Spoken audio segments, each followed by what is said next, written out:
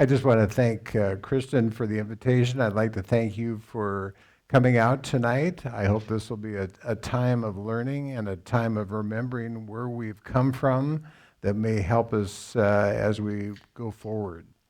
And we're going to be looking tonight at the United States Constitution, the Idaho State Constitution, and other documents that God used in our country so that we might be able to be successful as a country and a culture. So just let me begin by saying that I believe that tonight you will either hear for the first time or perhaps be reminded of the absolutely most important truth when it comes to exercising our rights as American citizens.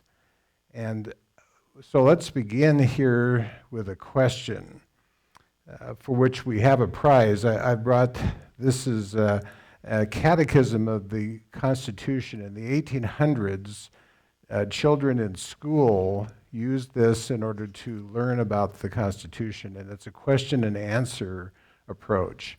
And so you'll be interested, whoever gets this, you're going to find out maybe that elementary school students back in the 1800s knew a whole lot more than we know today about our Constitution.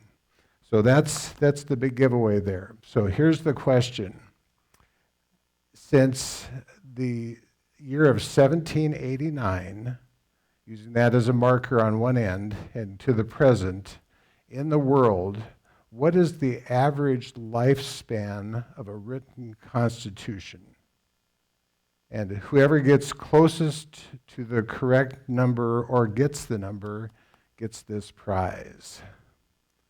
So anybody want to weigh in? Ron. Oh. So we're talking average length of a written national constitution. So we've got 250, we've got 200. I feel like an auctioneer up here. 15 years, 75 years, 100 years, 125. Oh, Kristen? Sold. Okay, so this comes out of a study that was done, and it took about 30 years for the law school of the College of Chicago to go back through the founding documents of these various countries and look how often they were changing their constitutions. So the correct number goes to, is it Dave? Okay. Congratulations, Dave. You get the catechism. He guessed 15 years. He was actually a little short. It's 17 years. 17 years is the average length of the lifespan of a written constitution in the world. So what are we at here in America? So you have to do the math here. September 17, 1787 to September 17 of 2025, 238 years, 238 years. So that, you compare 17 with 238. Then the next question is, why? Why has our Constitution lasted that long? Well, we're gonna do a deep dive in here. The Second Amendment is a part of it, I'm sure. There was an old joke, apparently, that was around, and the joke is that a patron went to a library and asked if the patron could check out the Constitution of France. And the person at the front desk said, "I'm sorry, we don't stock periodicals." And if you ever want to figure out kind of the polar opposite of the United States when it comes to our founding documents and what happened in our founding era, you just have to look to France. And if you look to France, you find things like the guillotine. and you have things that just plain did not work. Their 10-day work week did not work, but they were contemporaries with America. So we have much to be thankful for because we are not in this revolving door of different constitutions as they come along here. So we're going to talk tonight about the golden thread of liberty. And we're going to go hundreds of years, beginning with the Mayflower Compact to the current Idaho Constitution. So it's appropriate to think initially, what is the golden thread? What's the meaning of that?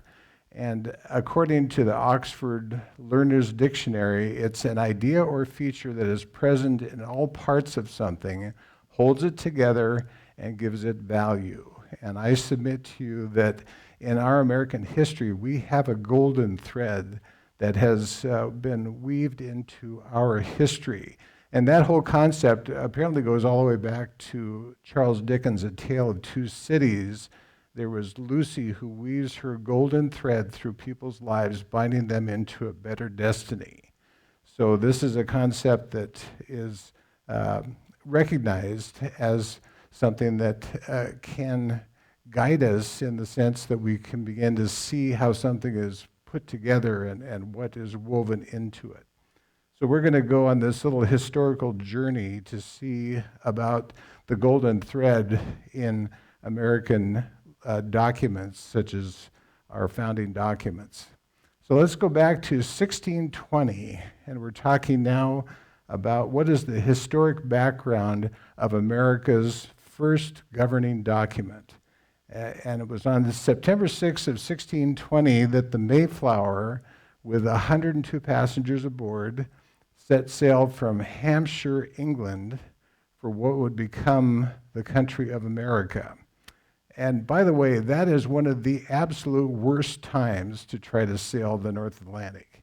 And you would begin to wonder, where was God in all this? Because these people had delay after sabotage after delay, and they just got off late.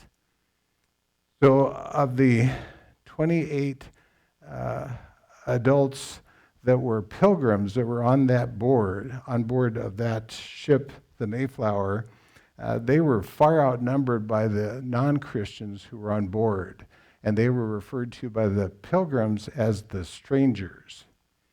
So just to give you a sense of, again, how difficult this voyage was, the pilgrims, in order to try to, I suppose, cheer themselves, would sing hymns. And there was one particular seaman who would curse at them whenever they sang. So they were having persecution on board this ship. It was not a pleasant trip for the weather or for the company of the people on the crew there. But there came a point where that man who cursed against the pilgrims was the first one to die. And his shipmates threw his body overboard. And then Governor Bradford said that there was a significant change in attitude and behavior. I guess that's the good news. So let's think a little bit here about what necessitated the very first American governing document. So the pilgrims should have been able to make that voyage from England to America in about 3 weeks. And in fact, the Mayflower was the ship that they wanted to use because it had done that before. But it took the pilgrims 66 days to make that crossing because the storms were so horrible. Now, as the pilgrims were moving in the direction of North America there, they had a royal patent and charter from King James I that allowed them to land at and settle what was referred to as Northern Virginia, which would be our present-day Manhattan. So because of the nature of these storms and how severe they were and how often they couldn't even get a fix on stars because of the clouds and the rain and all that sort of thing, they were blown way off course and they ended up landing at about what is present-day Cape Cod, which is a long ways from Manhattan. So the problem for them was that they had no patent or charter. They had no legal right to even get off the boat and put their foot on the shore. So as best they could tell, the area was not settled. There was no one else there at the time, but they believed that they needed some sort of a document to describe who they were, why they were there, and to have an agreement between them as to some set of rules by which to operate their settlement, because they had nothing else. And it's interesting to think about the fact, here they are on board this ship. They're miles off course. There's nobody else around. There's no other option. There's no one to check with. So they had to kind of figure it out themselves. So they wrote up a self-governing document that was called the Mayflower Compact. So if we look at what was the purpose of the Mayflower Compact, it's interesting that, again, these pilgrims came from England, and they had a church in England at what was called the Scrooby Manor in about 1606. And at that point, they had a background in biblical truth, and they recognized the importance of how it was that they were going to have this set of rules be written. So they gave to themselves the authority to establish a government, and their thinking initially was, well, we'll wait until there's an official patent that comes from King James I, and then we'll be okay. But in the interim, we need this document. So they created what they called a civil body politic, and it was in a covenant which was for both Christians and non-Christians. So this set of rules was going to be used for the pilgrims and for the strangers who were with them. So the compact included provisions by which they applied the lessons that they had learned in England. One of those lessons was that contention and strife result if there is much freedom but little self-government. So they realized the importance of self-government. They also recognized that tyranny results if one group seeks to impose its will on another group. And we've seen that over and over again in history. They also applied the lesson that a state religion denies the principle of individual conscience in worship, and so they wanted to stay away from that as well. So what was the beginning then of the golden thread of biblical truth in American government? And what we find is that the genuine practice of self-government is the foundation of religious freedom, because self-government yields peace. It's just a natural part of that. And if we look at 1 Kings 4:25, there it says, "And Judah and Israel dwelt safely, each man under his vine and his fig tree." You notice that was not everybody under my vine and my fig tree. It was that self-government concept that was so important to them. And the pilgrims realized that they needed to allow and extend true religious freedom to others who were not of their particular faith. And they recognized the need of rights of liberty being available to everybody. Strangers would not be denied rights of liberty for their lack of faith. And instead, the government of Christ would begin in the hearts of the pilgrims, and that the hope was through the pilgrims that they would show a nature of character that would be so alluring and so beautiful to these people who were the strangers, that they ultimately would make that decision to believe in Christ themselves. So the pilgrims believed, based upon their training in the scriptures, that God was the only solid foundation on which anything could be built. So they recognized the need that their Mayflower Compact had to have that same foundation. So if we look at the key provisions that were included in the Mayflower Compact, it begins with these words: In the name of God, amen, we whose names are underwritten. So they started by referring to themselves, and then they subsequently referred to the king. Therefore, they were recognizing that their rights came directly to them from God and did not come from the king. In England, the authority had supposedly devolved from God down to the king and then to the people. And truly, that was in the world the way power was understood to flow. So here we have the Pilgrims coming up with a totally different concept to say that in this new world of America where they were going to say authority comes from God, and that comes to the people, and then the people could give it to a government. So then they went on to say that since their rights were coming from God, they were inalienable. They couldn't be taken away. If the king gives rights, he can take them away. If God gives rights, nobody can take them away. So then they went on to say in the Pilgrims' Mayflower Compact, having undertaken for the glory of God and the advancement of the Christian faith and honor of our king and country, a voyage to plant the first colony in the northern parts of Virginia. So the mission of the Pilgrims was expressly Christian. They had that rock on which they were building their agreement for their rules. So if we look at the foundational nature of the government that was established by the Mayflower Compact, they went on to say, solemnly and mutually in the presence of God and of one another, we covenant and combine ourselves together into a civil body politic for our better ordering and preservation and furtherance of the ends aforesaid. Now, the interesting part about that is the language they used was not a contract with the king.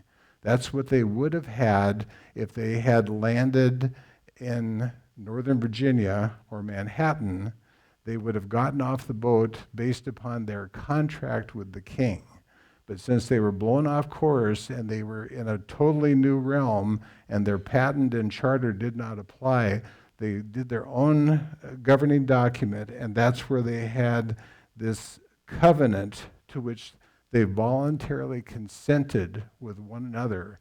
And it was not power from the king to them, but it was authority from God to them, and then they mutually agreed one with another. And the importance there, I guess, is to understand agreement versus covenant. So the agreement, the charter or the patent that King James I had given them was a temporary performance-based arrangement for the duration of the transaction of them doing business as a colony there in the Manhattan area. But now we have them at Cape Cod coming up with their own agreement, and that was a covenant. And it was a foundational, moral, and God-witnessed irrevocable relationship to live together and fulfill a common purpose. So it's a lot harder to have a covenant and to be bound to that forever than to have an agreement that is contractual and people break contracts and that sort of thing. So it was a totally different type of arrangement that they had come up with. So if we look at the basis of the rights that would flow from the Mayflower Compact, they went on to say this, and by virtue hereof to enact, constitute, and frame such just and equal laws, ordinances, acts, constitutions, and offices from time to time as shall be thought most meet and convenient for the general good of the colony. So the compact expressly stated that the rights of liberty were given by God, and that the basis of the laws that would be enacted would be for those laws to align with biblical truth, and as such, the government would be based on the rule of law and not the rule of man. And again, in Europe, you had the king who supposedly was directly connected with God's authority, and that man would make decisions and do things that often were very hard on the people who were under the king's authority. But here now, these pilgrims are saying, God gave us the authority. We are going to develop the rules, and we are going to live under the law of those rules and not have a man rule over us. And also, through their representatives, the colonists would govern themselves, enacting laws that would provide equal rights to all citizens, regardless of their faith. So again, just an absolute sea change there from what they had left in England. So when the Mayflower Compact was ratified by the majority signing it, what had just happened in that moment? It's hard to really know if they understood what they had accomplished there, but they created a government that was unique in the history of the world. And they recognized that their rights originated from God and then flowed to the people, that their government was founded on a covenant and not the hereditary rule from monarch to monarch, and that this would also be a limited government with certain jurisdictions given by the people, and that it would be a representative government where the pilgrims would be able to communicate with their government through those who were their representatives. And it was accountable to the rule of law. So those are just absolutely brand new concepts, and they put them all together in this Mayflower Compact.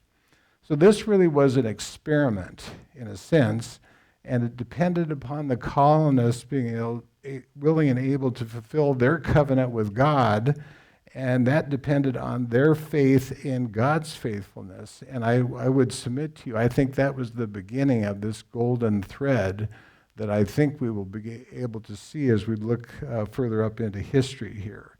And I also believe that that Mayflower Compact was the forerunner of future American government documents, which would have woven into them, again, this golden thread of biblical truth that the inalienable rights that we receive are those from God, and therefore they cannot be taken away from us by some civil authority.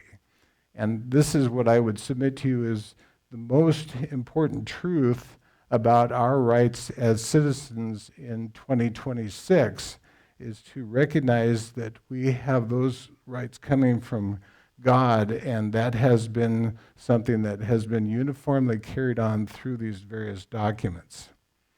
So let's leave the pilgrims there and look to the events that signaled the need for a document to unite the colonists. So remember, we had the pilgrims settling here, then ships were bringing more people, and we had all these various little colonies, all of different natures. So if we look to the early 1770s, there was a growing sentiment that the British Parliament intended to take away the colonists' freedoms.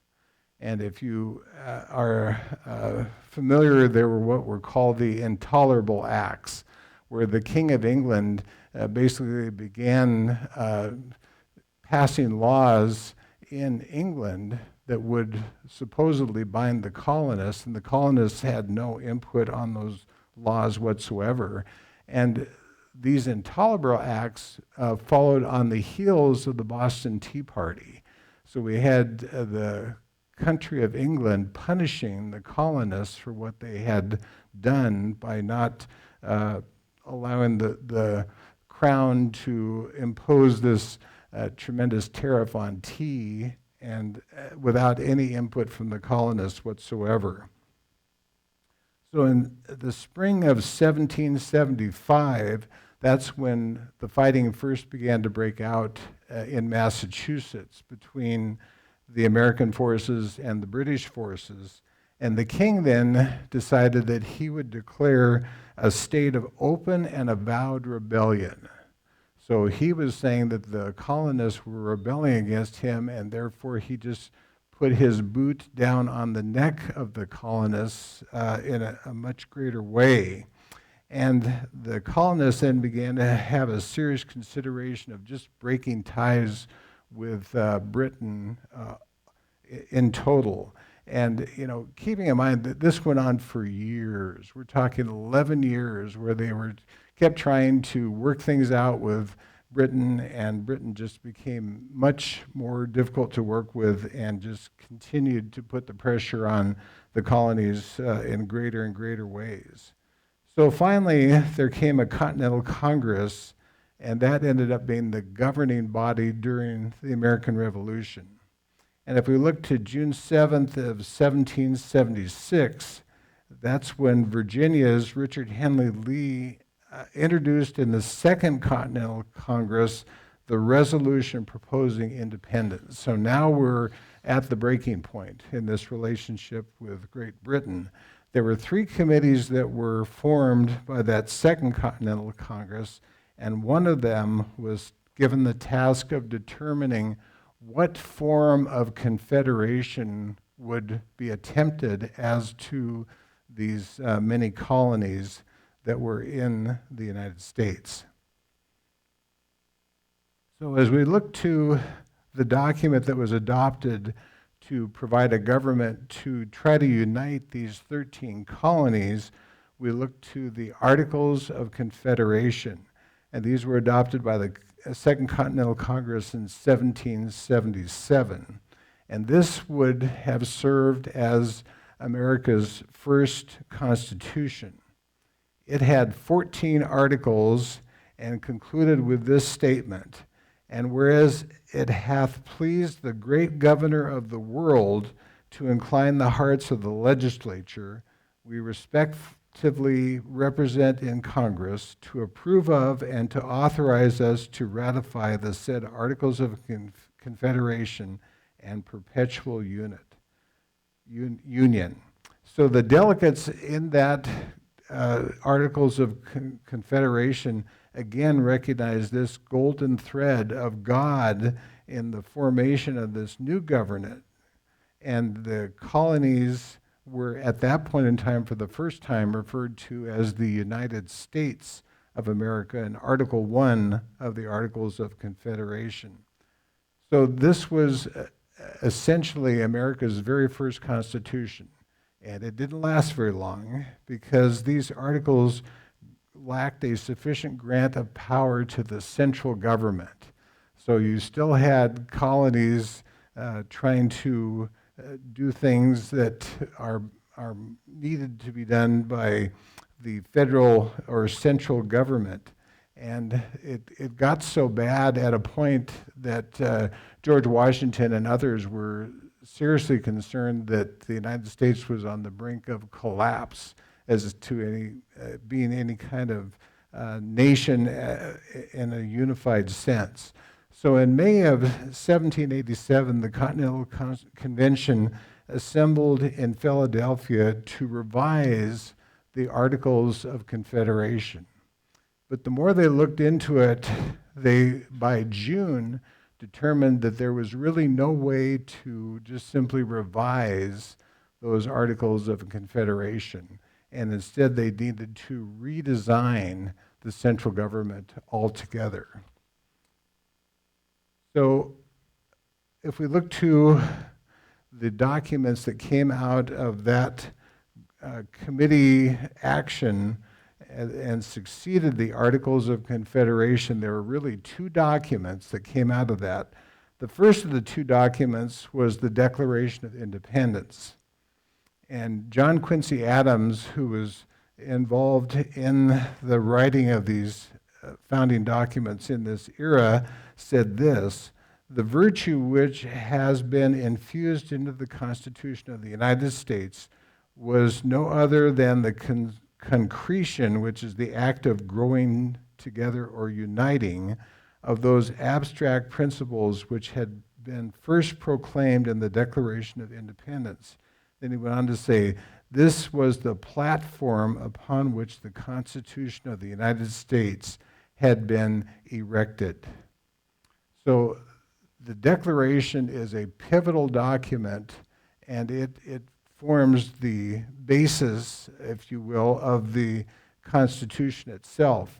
Rick Green of Patriot Academy made a good analogy. He says, in business terms, the Declaration of Independence is like the Articles of Incorporation, telling who we are and what we are about, and the Constitution is like the bylaws of the corporation, telling us how the business will operate.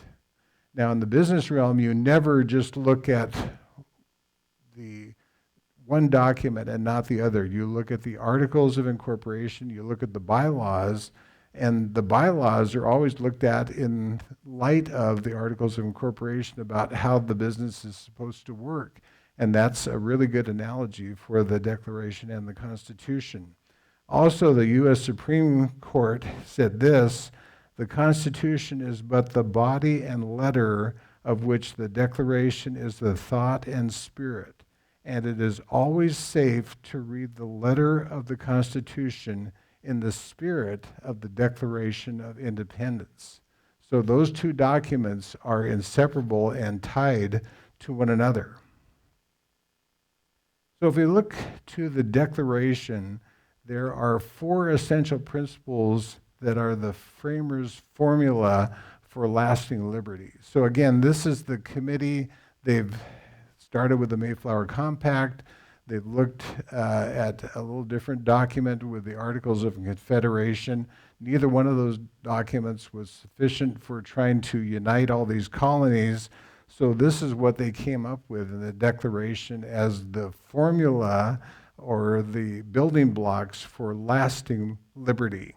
So the preamble of the Declaration says, "We hold these truths to be self-evident, that all men are created equal, that they are endowed by their Creator with certain unalienable rights, that among these are life, liberty, and the pursuit of happiness, that to secure these rights, governments are instituted among men, deriving their just powers from the consent of the governed." So there are really four principles that are crucial when it comes to liberty that's going to last. First of all, that is the fact that truth is self-evident. And we find in the Declaration that the framers were referring to the laws of nature and nature's God. So they were identifying those things as being moral truths that don't change over time. And that's one of the blessings that we have from the scriptures, that it doesn't matter if you're in the time of Adam or you're in our present era, those principles that are moral truths that have not changed give us stability, and they still are a good idea now as they were centuries in the past. So these are the moral absolutes that if we don't recognize these, we will have a society that will ultimately fail. Also, another principle that they recognized in the Declaration was that rights are given by God. And that sounds awfully familiar. That's exactly what we saw in the Mayflower Compact and then also in the Articles of Confederation. So that part didn't change. Also, there was the recognition that the government should make sure that the pursuit of happiness is not impinged upon and is protected.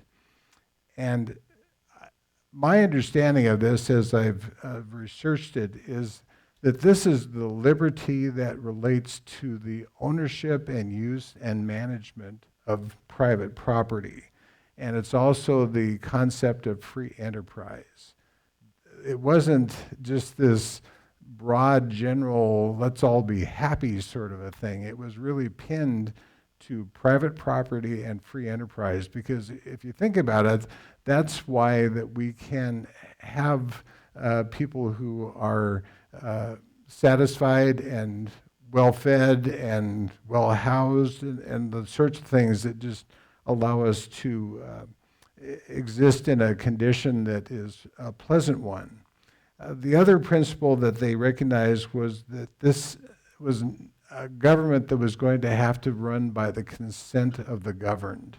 And just recall again, in the European model, it was what the king could force people to do instead of the consent of the governed. And that consent of the governed is expressed through elected representatives. And that allows we, the people, then to have a voice in our government. And that's one of those factors that was so crucial to the Declaration. So if we look to the second of those two central government documents which succeeded the Articles of Confederation, the second of those documents is the U.S. Constitution itself. And again, this would be as if this were the bylaws, if you will, of the nation, which described how it is that we are going to actually do business. So we're going to pull up here just to about 40,000 feet and think about what is the structure of the Constitution. So there are 7 articles in the federal Constitution. Article 1 has to do with the Congress. That's the legislative branch. And there is a common thought that these are 3 co-equal branches. And if you look at the Constitution, you cannot come to that conclusion. So the longest section, the longest article of the 7 articles is that relating to Congress. So again, those are the representatives of we the people, and they're the ones who actually are going to make the laws. So then if you look at Article 2, that is the executive branch. That is the second largest article, but it still is not as long as Article 1 relative to Congress. Then if you get to Article 3, that has to do with the federal courts. That is the shortest of the 3 articles, and it is really small. And if we look historically, we get away from the idea that somehow the U.S. Supreme Court is the final authority on things. There have been many instances where the Supreme Court has decided something and a president or the Congress will just simply say, we don't agree. And so we're going to do things the way we think that they should be done. And so there is a notion that the only part of the federal government that can determine if something is constitutional or not is the Supreme Court. And that is false. They have the ability to do that, but they are not the final authority. And that's one of the benefits of knowing the Constitution and recognizing that this 3 co-equal branch idea is just simply not what is consistent with what the Constitution has to say. So that takes us, Article 1 is Congress, Article 2 is the executive, Article 3 is the courts. We get to Article 4, that's where we talk about the various states and the fact that our government is not a democracy, it is a republic. It's a constitutional republic. And so every time you hear somebody on the news talk about this great democracy, you can just simply say, well, that's a bunch of blither, because we are not a democracy. There was a founding father by the name of Dr. Benjamin Rush, and he referred to a democracy as what he called a mobocracy. And probably one of the best examples of a democracy is Jerusalem when Jesus came in on Palm Sunday. They loved him. They couldn't say enough good things, couldn't do enough good things for him. And then 1 week later, they were saying, crucify him. That's what you get from a democracy. You get an emotional charge, and it can swing back and forth very rapidly. And that's one of the reasons I'm glad we are not a democracy and that our Constitution makes it very clear that we are, in fact, a republic. Article 5 of the U.S. Constitution has to do with the amendment process. And that's something that, thank you, Sarah, is in play right now. You may be aware of the fact that the Idaho legislature uh, has voted in favor of a constitutional convention. And I, there are certainly concerns that if that were to actually occur, there might be more mischief than good that would come out of that. And if the big push is for a balanced budget amendment, it's fair to say that you cannot turn an aircraft carrier that quickly. In one year, we're going to go from trillions of dollars in debt to a balanced budget. Um, that would be a good and amazing effort, but I just don't think it would work. So if we look to Article 6 of the U.S. Constitution, that's where we're talking about the debts and the supremacy and the oath and no religious test.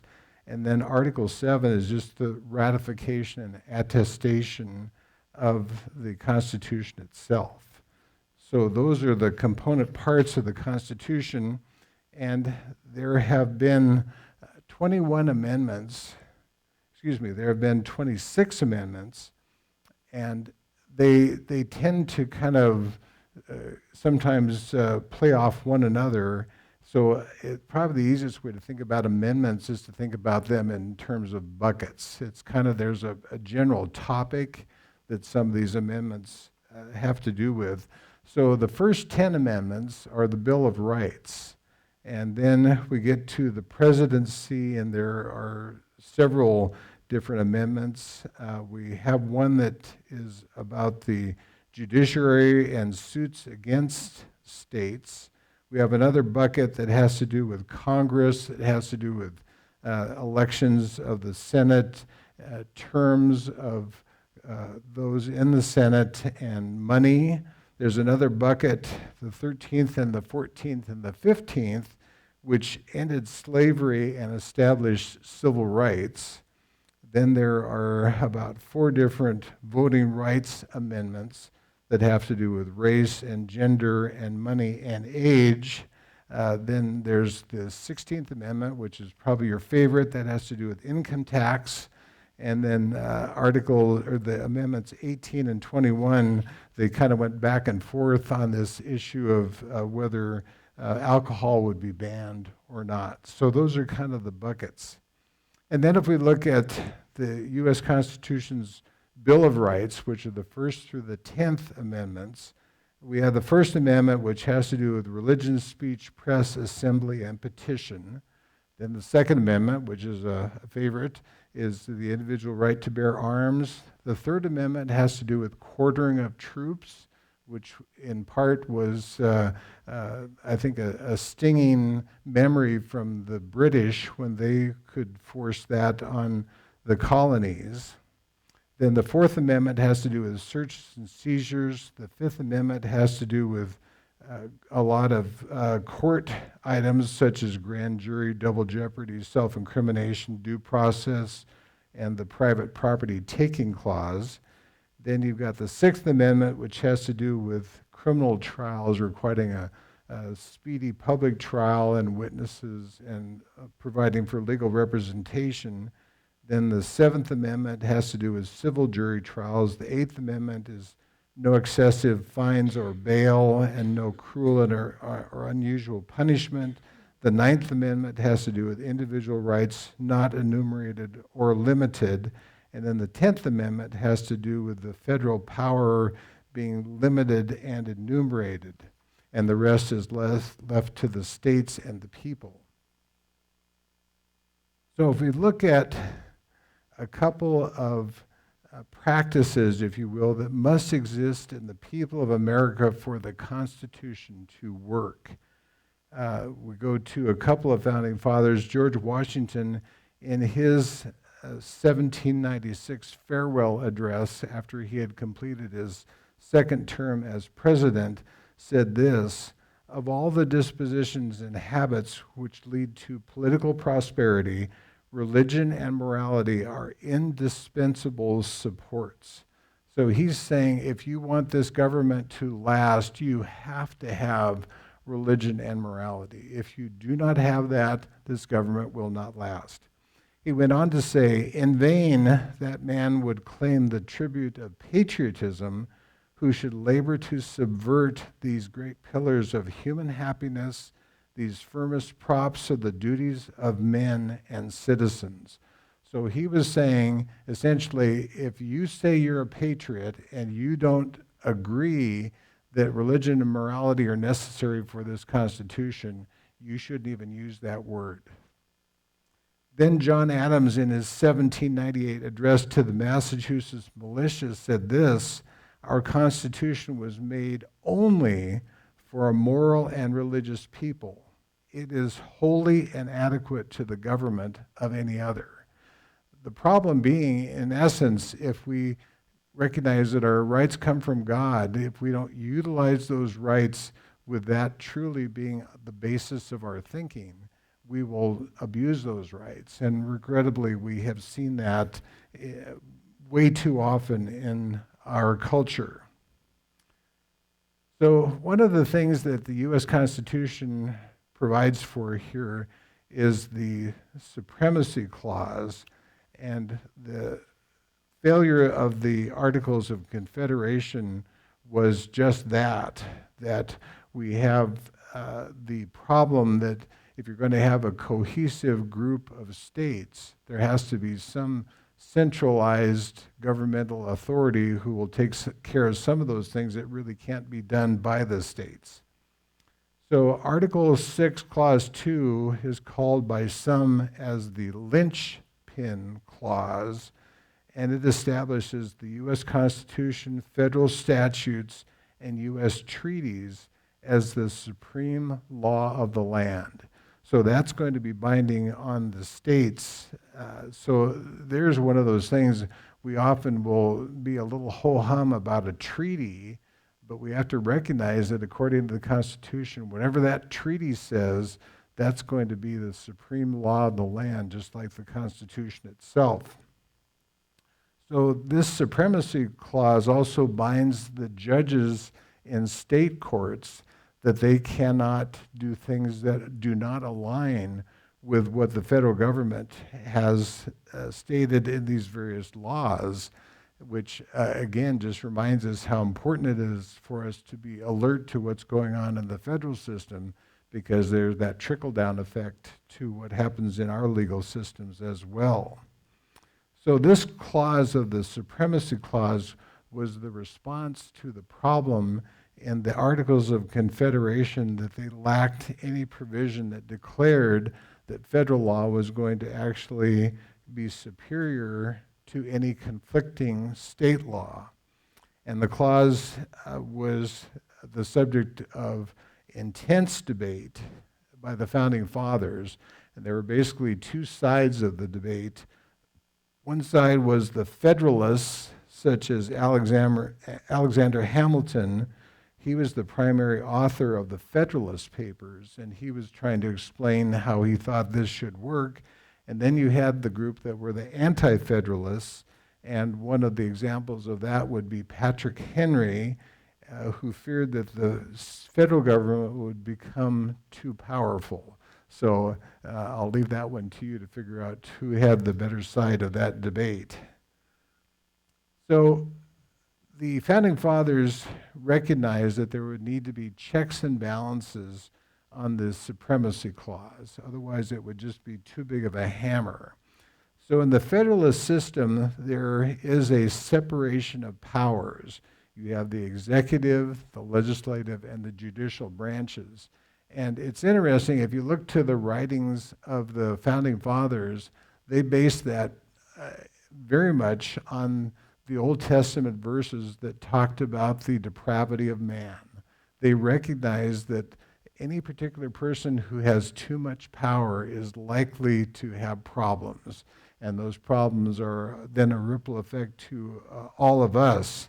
So they decided that the power should be shared and divided between a central government, which is kind of like coveralls. If you've ever owned a pair, they're either too big or too little, and they're just kind of baggy. It's one size fits all, not tailored at all. So that was going to be kind of the central part of the government. And then over here, you're going to have the regional state governments, and that's where they could tailor their laws to fit the needs of the citizens in their particular states.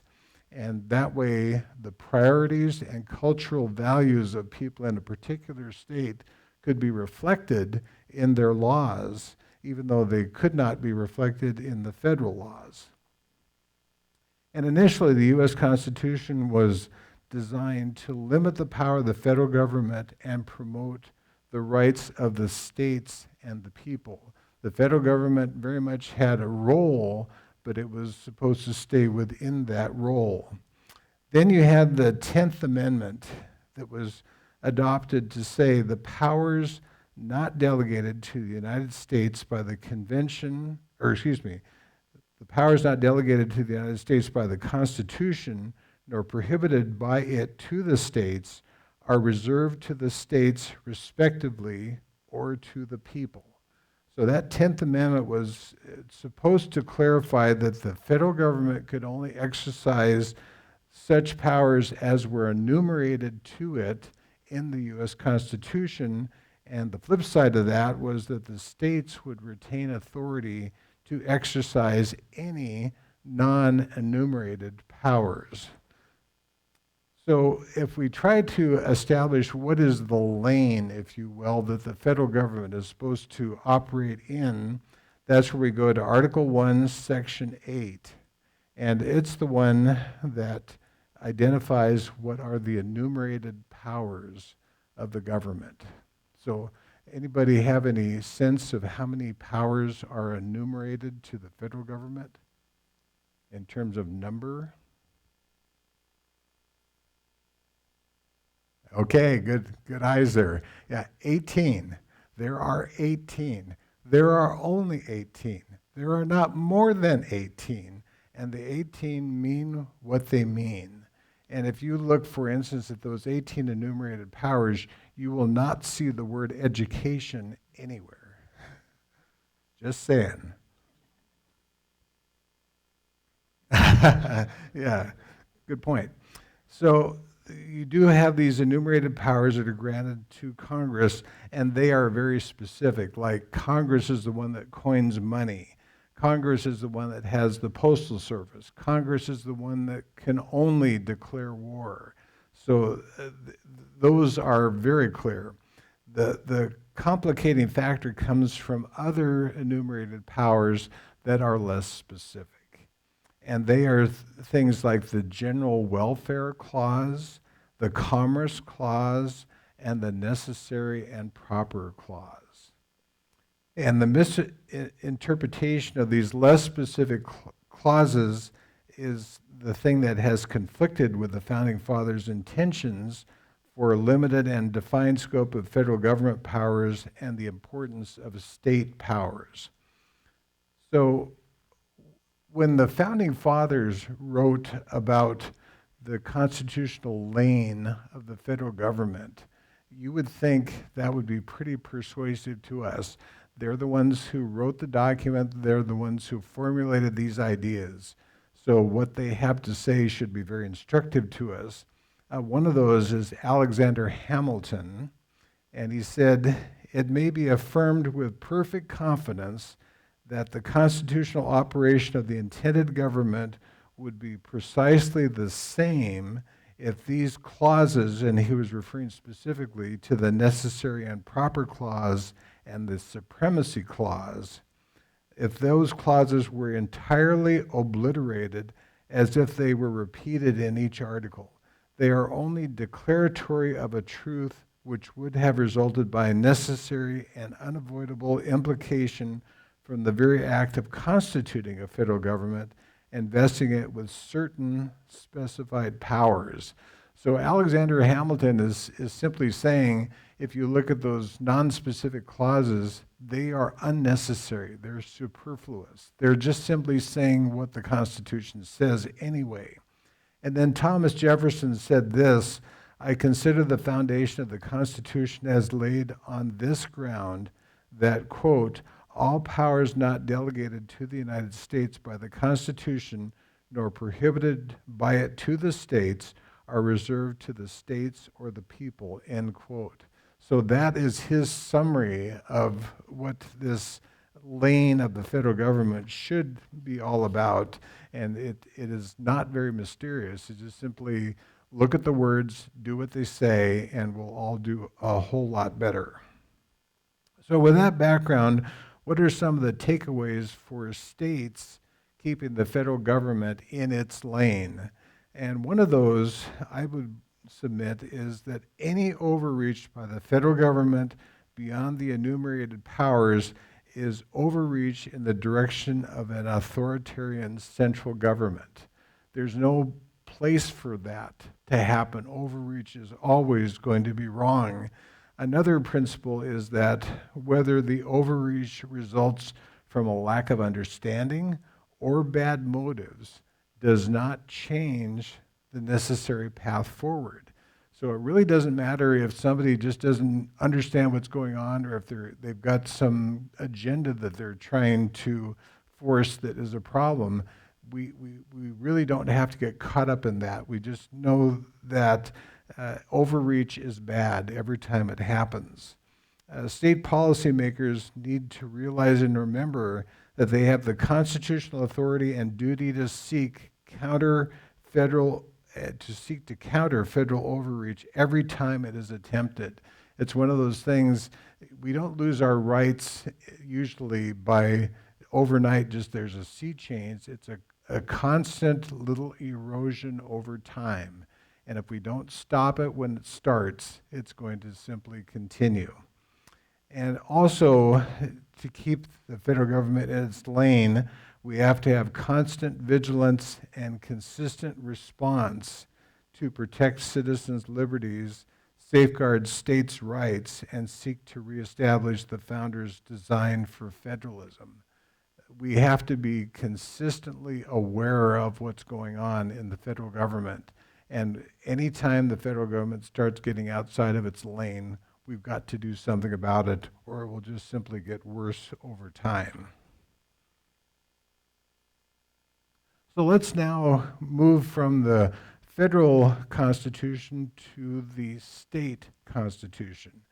So this is in 1889 that the Idaho Constitution was adopted. And if we look at the preamble there, it says, "We, the people of the state of Idaho, grateful to Almighty God for our freedom, to secure its blessings and promote our common welfare, do establish this Constitution." So let's just take a quick look at some of the ways that the two constitutions are different from one another. So keep in mind that the U.S. Constitution was adopted back in September of 1787, and the Idaho Constitution was adopted in 1889. So we're talking well over 100 years later. The U.S. Constitution has 7 articles.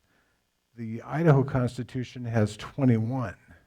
But if you think about it, that's the way it's supposed to be. The federal government has a very limited role, and it's one size fits all. You don't have to say much about that.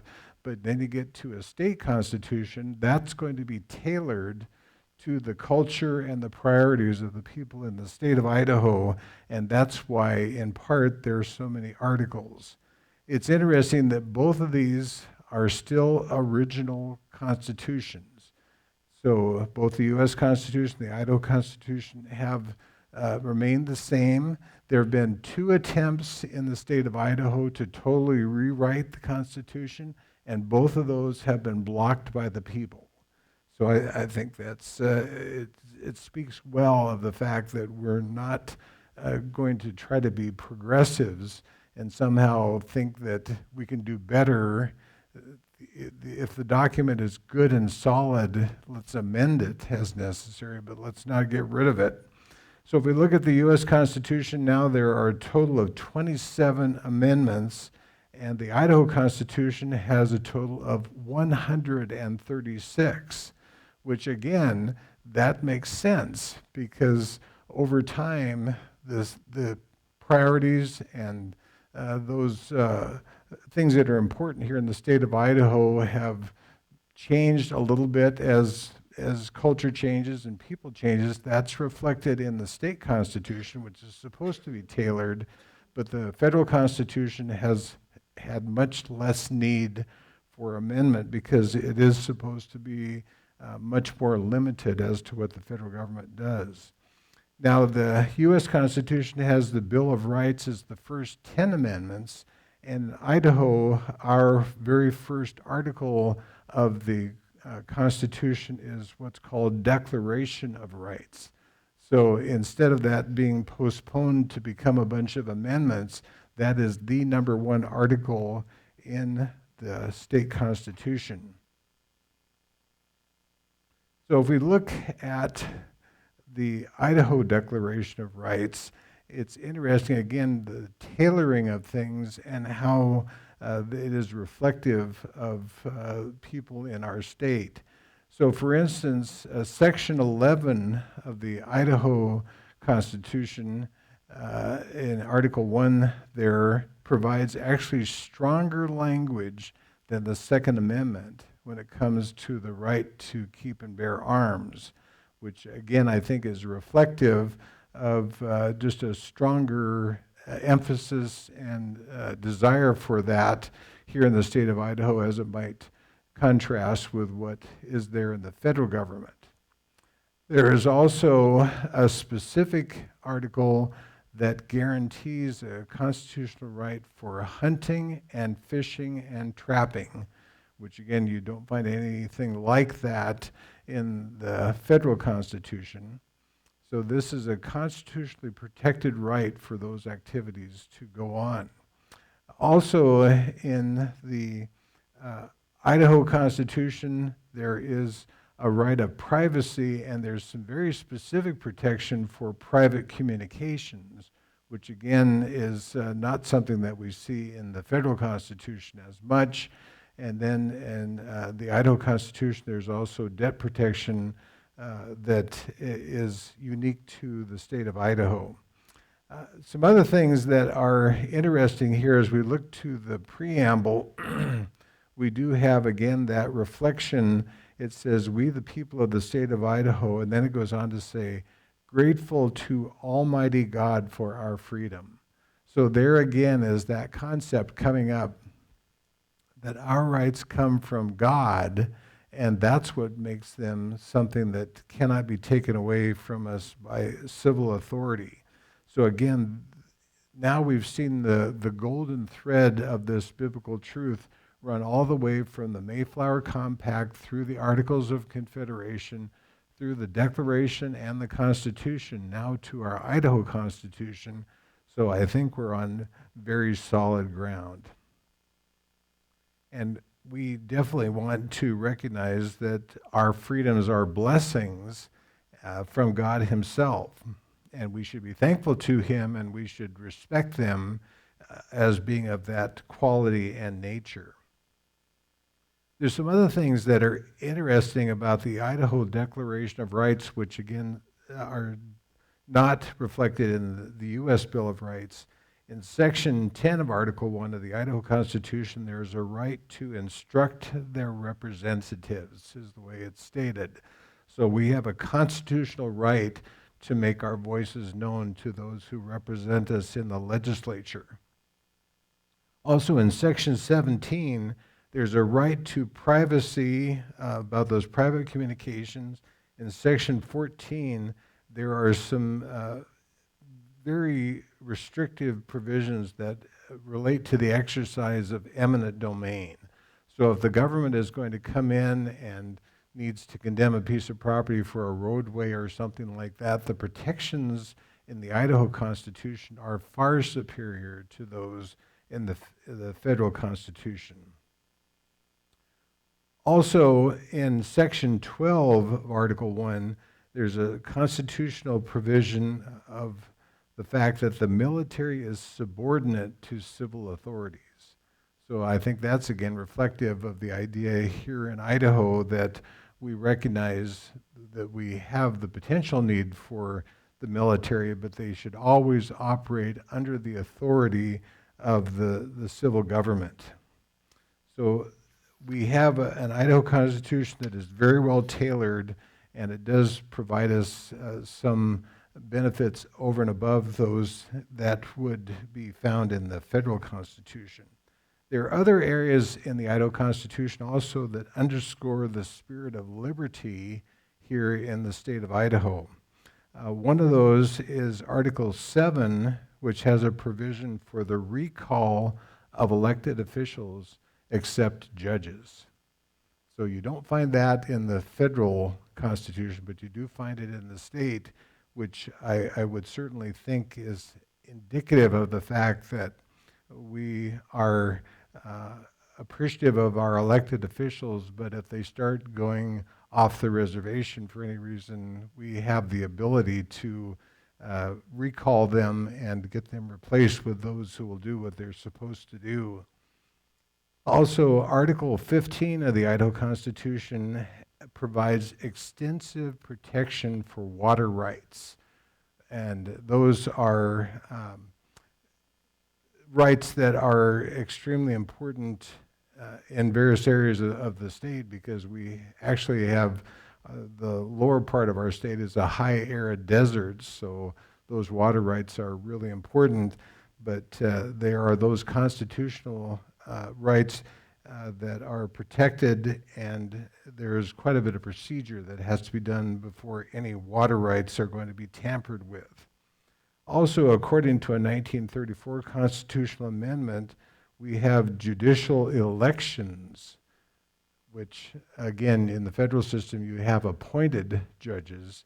Here they are, in fact, elected. Now, the elections are nonpartisan, so it's not a party matter, which certainly would seem to have some merit, but it does give Idaho citizens the opportunity to vet judicial candidates, find out about their track record, and decide in a vote as to whether or not that is the sort of person that you would want having authority in the judiciary here in Idaho.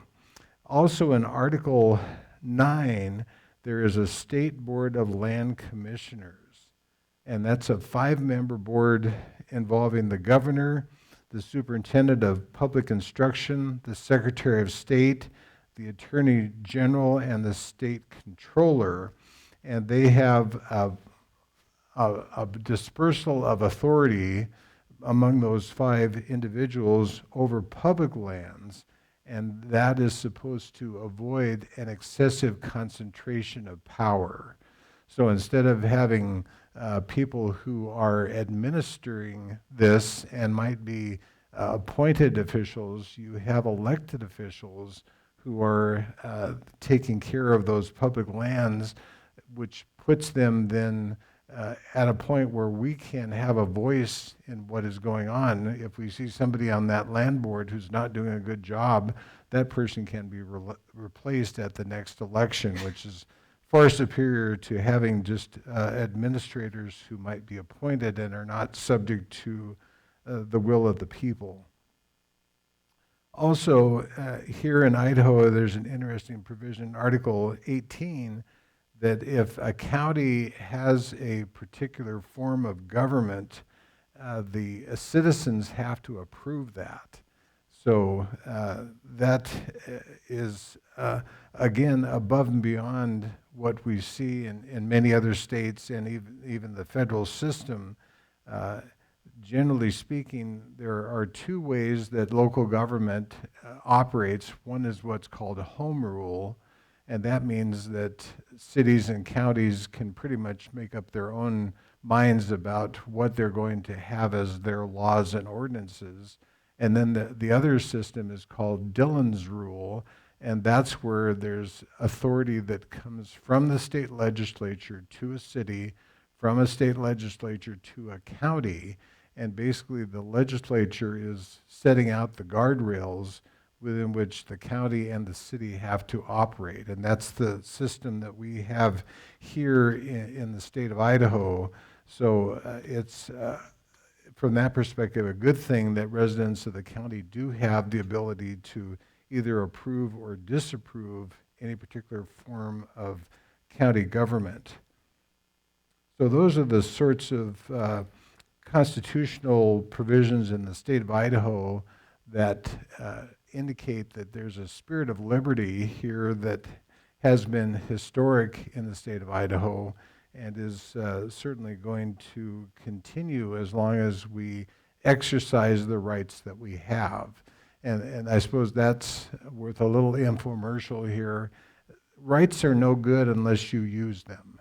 And if you don't use them, then there's the potential for those rights to become less obvious and less used, and ultimately they potentially could be taken back by the legislature or whatever the case may be. So it's just an excellent reminder for us that we need to be on top of this sort of thing and make sure that we are going to exercise the rights that we have and do them responsibly, and that will ultimately give us the very best result as we go forward by keeping those rights in play. So we've talked about a lot of concepts here, and the question then becomes, from a local standpoint, how can we do those things that will continue to advance the cause of liberty and will be a proper exercise of those rights, and in a sense honor those who have many fought and died in order that we might have those rights. And as Kristen noted, we do have a unique opportunity coming up here because we have this 250th anniversary of the birth of our country this year. And this is a wonderful opportunity for us to kind of remind us where we've come from. And you probably have heard many quotes through the years of various people, Ronald Reagan being one of them, that if we forget where we've come from, we really don't know who we are, and we don't know where we're going. So one of the problems that we've had in our society is that a lot of public education has not given a correct and a complete and an accurate portrayal of what has happened in our history. And I've heard some statistics here just this week that the tests that immigrants take if they want to become U.S. citizens is a relatively easy test, and the pass rate on that is about 92%.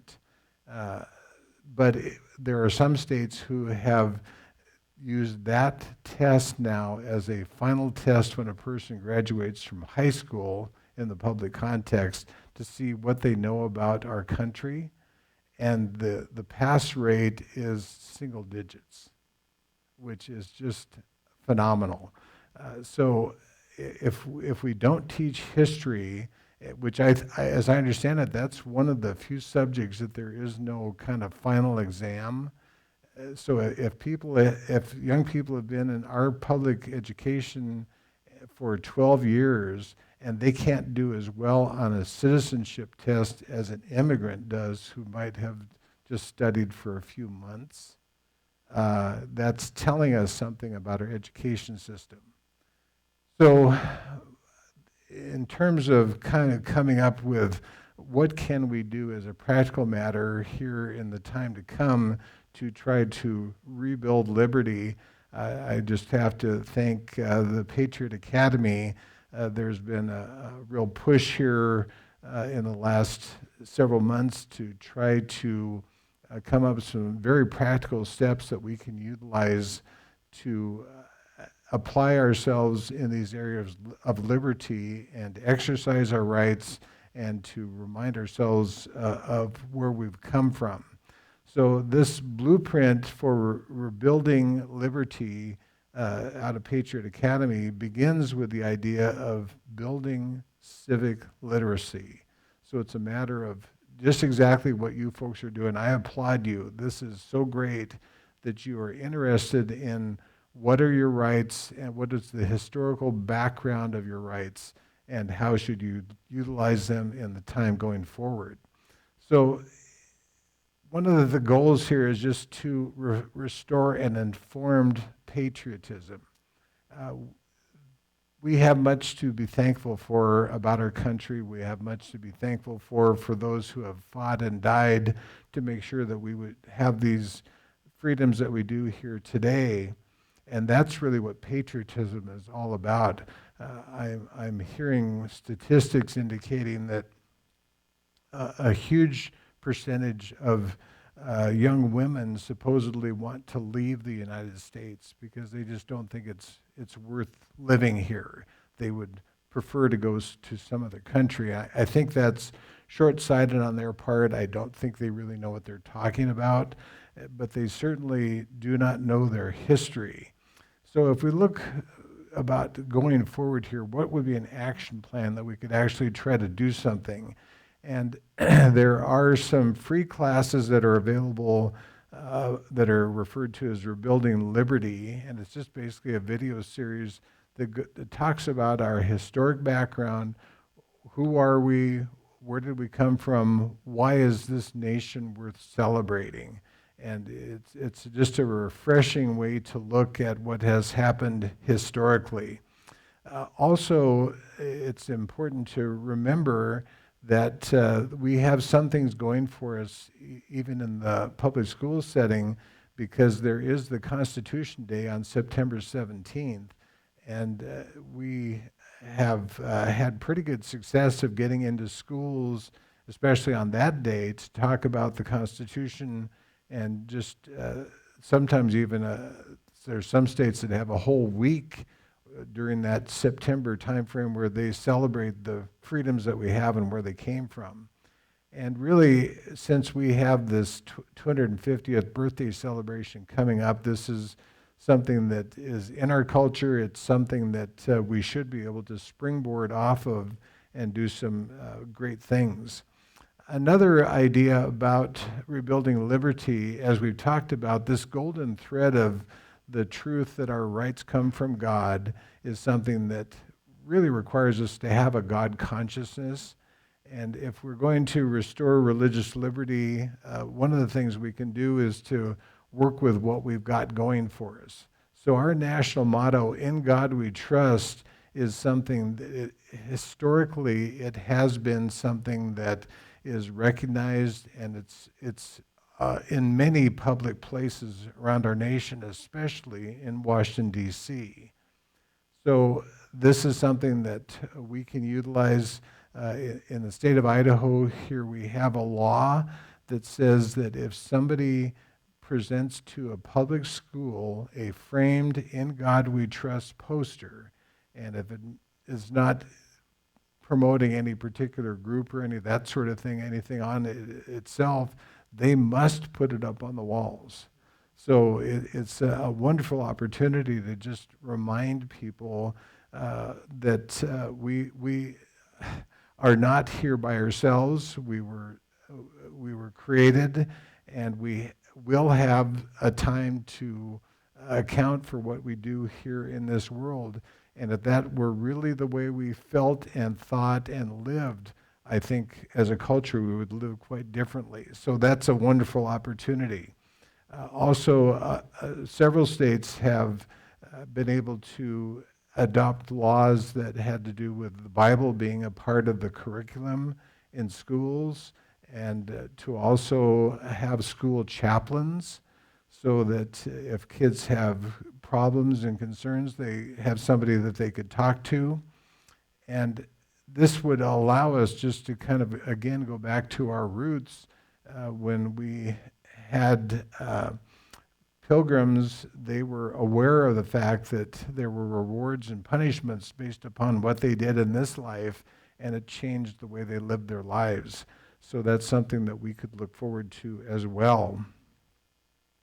Another thing that we can do is just to identify the aspects of limited government. The more we have government operate within its proper jurisdiction, the better things are.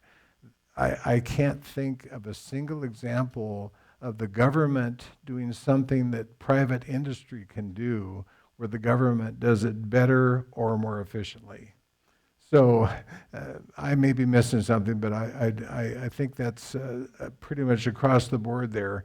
And one of the things that we have seen eroded here in recent times is just this whole idea of parents being the primary authority in their children's lives.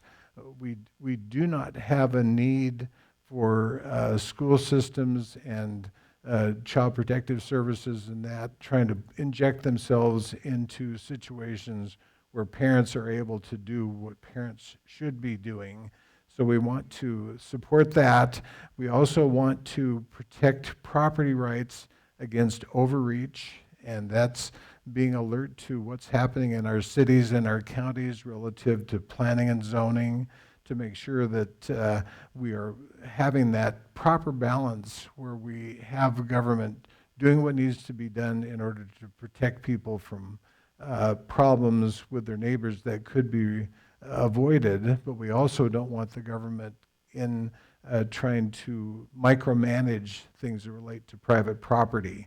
And then another area that is really important is this of election integrity.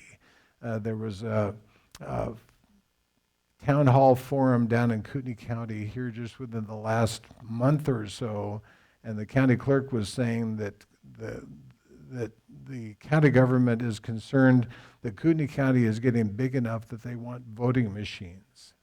So there would no longer be hand count of ballots.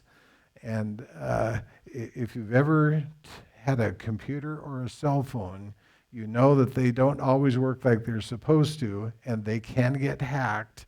And it's not the shade tree mechanic where you just open up the thing and you see if there's a widget in there that shouldn't be there. We have no ability, typically as real people, to know what is going on inside a machine like a voting machine. So I think that's an area that we just don't want to go down that path. The suggestion was that there weren't enough volunteers to be poll workers to do the hand count of the ballot. And my thought was if the information could be presented to the people in the community, we could either have voting machines or you can come and help us count ballots. I think people would come out of the woodwork to be willing to count ballots. So I think if we stand our ground on that one, we have a real potential of being able to prevent that from going a bad direction. So just to kind of cap things off here, it's appropriate for us to look at what was the final pledge that those people who prepared the Declaration of Independence, which again is the one that kind of tells us what we're all about. And this is what they said: for the support of this declaration with a firm reliance on the protection of divine providence, we mutually pledge to each other our lives, our fortunes, and our sacred honor. Now, lives, that might be thought of just as a matter of time. So are you willing to invest some time to make sure that what we have now as the torch of freedom is able to be successfully passed to the next generation? Just the fact that you're here tonight tells me that you are. And I think that's a wonderful thing. And that's something that if we can invest time where it's necessary, whether it's counting ballots, whether it's talking to your legislatures, whatever it might be that you're trying to advance the cause of liberty, if you'll invest some time, then we can be confident that we're going to see that torch of liberty passed. The next thing that they pledged was their fortunes, and that has to do with their resources. And this is the campaign season. We've got Jane here tonight, and I'm sure she could use a little money to kind of help her get some signs out and that sort of thing. So we can invest some money in political campaigns. We can invest some money in putting up some signs, whatever it might be, maybe traveling to the legislature if you would be willing to testify in a bill where you have some expertise, those sorts of things. As we apply our resources, where our treasure is, there our heart will also be. Then they also pledge their sacred honor, and that's basically just taking a stand. So I don't know how many of you have ever written a letter to the editor or maybe posted something on the internet where you're taking a stand for what is right. And there's the potential that you may take some hits on that from detractors who will disagree with you. But that's something that our founding fathers were willing to do. They were willing to stand up to a bully nation and just say, we aren't going to do this anymore. And they went up against, at that point in time, what was the largest and most lethal military force in the world, with no real chance of being able to be successful, but they were. And that just goes back to this protection of divine providence, that we can do things that we didn't think we could do if we have that kind of help. So one of the things that John Quincy Adams said that has really resonated with me is to say that duty is ours and results are God's. So it's not necessary for us to be able to say, well, if I do this, I know that this will be the outcome, then it's a good one. That may be the case. That's great. But if we do our duty, we can just leave it up to God to work out all the details. So that's where I would just encourage us to be alert to what we're prompted to do in government, in supporting good candidates, in standing up for issues, and being just the light and salt that we should be in our community. So that is what I would see as the golden thread of truth through our documents, that our rights are from God and we can depend upon Him to ultimately give us the wisdom we need about how to live. So thank you very much.